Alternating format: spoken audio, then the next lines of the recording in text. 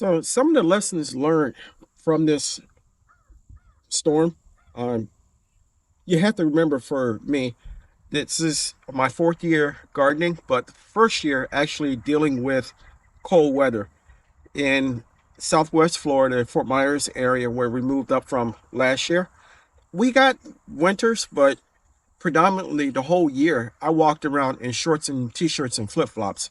And my plants never really experienced any type of cold weather like this. So one of the things that I learned is that plants are resilient, and your brassicas will pretty much survive a lot. On temperatures that are down into the 20s, they're going to be okay with. Once the temperatures get into the teens and stuff like that, then you probably should start being concerned and use a heavier form of frost covering than what I did here, which leads to lesson number two. My frost covering was sufficient for this, but I think in the future I'm going to put more hoops into the beds, which means I'll be purchasing more of the hoops off of Amazon. And I've already ordered a heavier uh, frost covering for future use.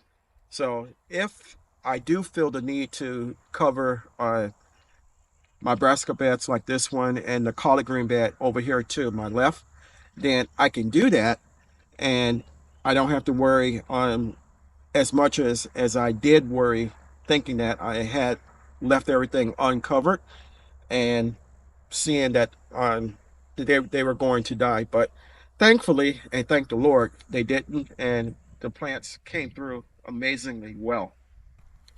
The last thing that I learned also is, although I pay attention to the weather, I need to do a better job of paying attention to the weather. I looked maybe 3, 4, 5 days before the storm actually hit, and it didn't show anything about bad weather or severe snowstorm in my area. So I got to be a little bit more proactive, paying attention to the weather. I have to get that South Floridaism out of my system and be more proactive.